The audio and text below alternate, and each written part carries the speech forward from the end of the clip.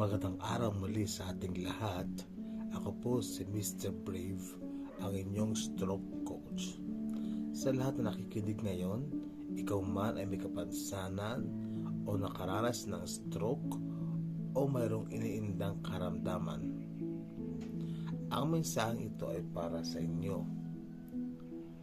Aking pinamagatan ang ating episode sa araw na ito na Mahal Ka ng Diyos. Hindi ka nakalimutan, hindi ka iniwan, at hindi nabawasan ang halaga mo dahil sa nangyari sa iyo.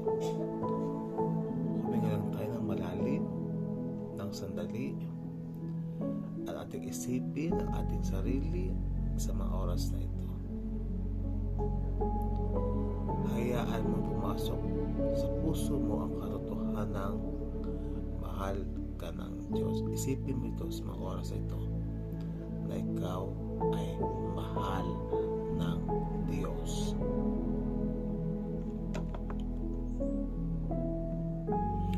May mga araw nagigising ka at mararamdaman mo hindi ka natutulad ng dati.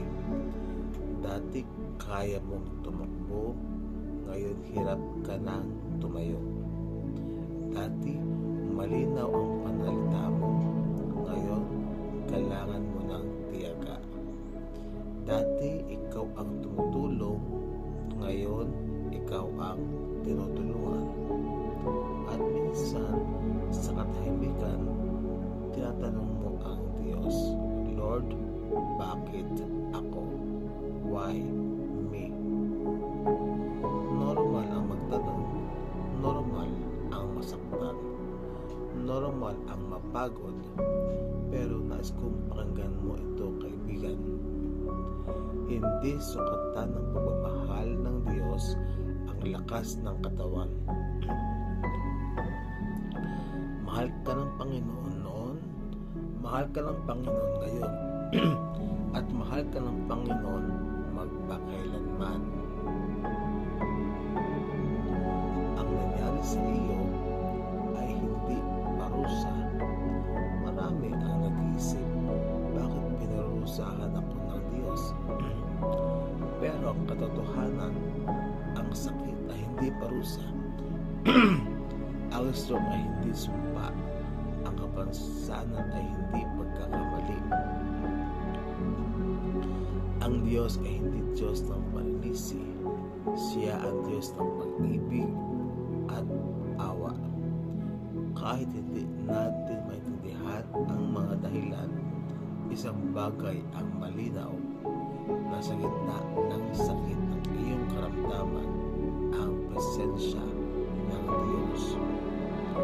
Kapag umiyak ka sa gabi, naroon siya. Kapag napapagod ka sa therapy at sa iyong exercise, na kasama mo siya. Kapag pakaramdam mo mag-isa ka, nariyan siya. Katabi mo lang, hindi ka nag-iisa. Maraming nagbago ang kakayahan mo, pero hindi nagbago ang layunin mo. Ang iyong ngiti ay mayroon pa rin saysay. Ang iyong kwento ay may lakas. Ang iyong pagbangon araw-araw ay patotoo para sa iba. Ikaw ay mahina, ikaw ay may Diyos. Maaring sa tingin ng iba, mahina ka pero matatag ka dahil may kasama kang Diyos. Dahil sa kabilang lahat, nabubuhay ka pa rin. At sa bawat gising mo ay patunay na hindi pa tapos ang Diyos sa iyo. Ulitin ko, sa bawat iyong paggising, isang patunay na hindi pa tapos ang Diyos sa iyo. Hindi pa tapos ang Diyos sa iyo. Lagi natin tandaan at isipin lagi natin.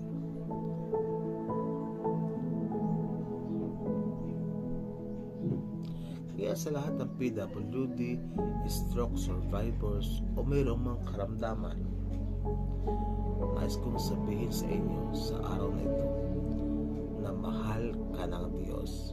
Hindi dahil malakas ka, hindi dahil perfecto ka, kundi dahil anak ka niya. Kung pakaramdam mo mahina ka na, humawak ka lang sa Kanya. Kung pakaramdam mo nawawala ka, ginagabayan ka niya. At kahit mabagal ang iyong paggaling, hindi mabagal ang pagmamahal ng Diyos. Kaya manalangin ka lang, lumapit ka lang, magtiwala ka lang.